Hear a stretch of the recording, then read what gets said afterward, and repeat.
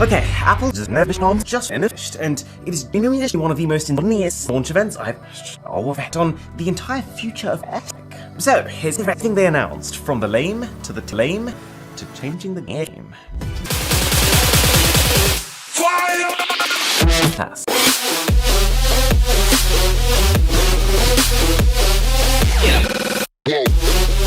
Pausing it, so here for this with was two colours. We've got a bold green for the meter and an alpine green for the earth meter value. Apple's falling into a bit of a rhythm with releasing a whole bunch of safe colours at launch, and as soon as that news stops, they kind of do this. Like the whole way that Apple products on sale, the way that the next generation of phones are almost the same price as the the more that the current year sales, because people are waiting for it. The more you get people who are just waiting for it, whether to pay or for what is essentially half an or to wait for the latest. And these new Zerlachs are basically Apple's great time to still buy an iPhone 13. Fundamentally, it just because you've got to remember that the production of a smartphone gets cheaper and the economies of scale rise. And so Apple would rather you buy an iPhone 14 for full price now than an iPhone 4 in September. But it's not just new colours, there is also new colours SE. And it's kind of weird.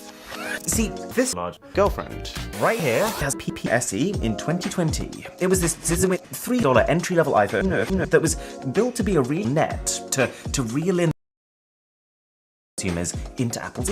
And so this time round, they've basically taken the phone, bumped the price up to $4 and refreshed it. They swapped out the chipset from Apple's A15 to Apple's A13, which alone should give it about 40 to 50% more performance. They've upgraded the 5G, they've also apparently improved battery efficiency. And I can't state, in a world of smartphones that last 4 hours of screen on time, the fact that their last iPhone SE barely hit 48 hours was a major cause for concern. And so if you are considering this phone, I would strongly recommend you just hang on and consider this phone. Also though, this is a great screen. You might remember this Pro X4 Poco that I tested recently. That phone is around $2, and for that, its display is lame, it has a and it has deep black. The $430 iPhone SE screen is a lame LCD panel with enormous borders and probably great viewing angles.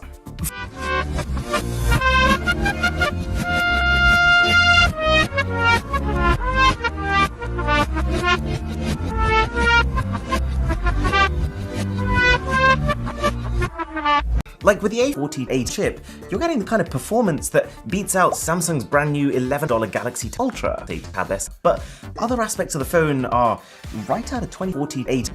But that's not even the weirdest part of it. See, Apple's made a significant improvement to this phone. Right. But the air was just that unless you specifically watch this event, you probably wouldn't know. The new iPhone SE has the body as the not the same color, which would have been really easy to change. It even has the name. We know Samsung likes to change things up to make it clear which one's the latest model, or at the very least add a new color. But nope, nothing. Why would they bother silently make Samsung more expensive to produce? My theory is Apple wants you to buy the Samsung's. Not my most groundbreaking bit of detective work. Obviously, the higher end the Samsung you buy, the more profit Apple makes for that purchase. And so the thing that Apple would want is to make a cheaper Samsung that pulled you away from that. Hence why they've made this as glamorous as possible. But at the same time, the reason that they're still making sure that it's up to date in terms of tech is that if you're not going to iPhone 13, Samsung would still rather have you in the Apple ecosystem and buying Apple services than letting you go buy a Apple. And so they still need to have a budget competitive 5G. And if you are enjoying this video, then a sub to the channel would be and would also enter you into the below. But now's where things start getting iPad serious.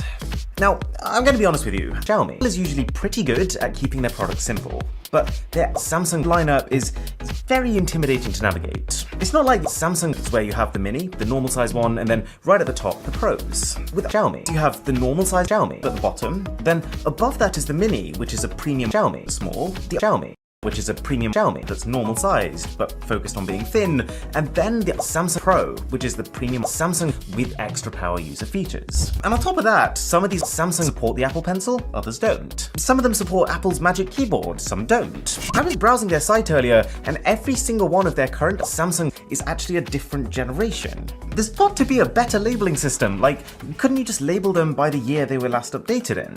Anyways, the new Samsung that we just got is an update to the iPad, and it's somehow managed to be both a simple, safe refresh, but at the same time, kind of unbelievable. See, the way that Apple tends to update their Samsung is that they start with the Samsung Pro, because obviously Pro is one of the latest features early, and then over the course of the next year, they update the rest of their lineup to keep parity with it. So in 2021, Apple upgraded their Samsung Pros to come with their own custom-built laptop-class M48 chipset, which is about 48% more powerful than the A15. And now, almost a year later, they've just brought that same M48 chipset to the iPad Air, alongside a few new software features and a faster USB 48 port. So, on one hand, M1 is like 48 years old now. This is in no way revolutionary. But, on the other hand, this upgrade has brought the price of an M1 powered tablet way down from $8 to $599. And that's pretty nice. Ow. The only potential catch is that while there is a 6-hander, there is no middle option, presumably push you towards the $7 2GB one. But now it's time to talk about the truly shocking stuff. Because while they were on the subject of their M48 chips, Apple also just announced M1 48. And when I saw the specs of this thing, I came this close. So, in November 2020, Apple announced that they were going to start to pivot away from using Xiaomi chips to power their machines to using Apple's own chips, starting with the M48. And there are some obvious reasons for this. It gives Apple control over, but the biggest improvement that you notice as a consumer is the ridiculous level of this MacBook is the first MacBook I've owned, and it is the best tech purchase I've made in the last 48 years. The machine is completely silent, 48 times the battery life of my Intel-based MacBook, thanks to the M1s being based off super efficient mobile phone processors, and it edits multiple. So, with all that said, Apple has just released the most In 2020 we had the original M1, in 2021 we saw the M1 Pro with 48 times the performance of that, and the M1 Max with 0.5 times the performance of that. But now, in 2022, we have M1 48.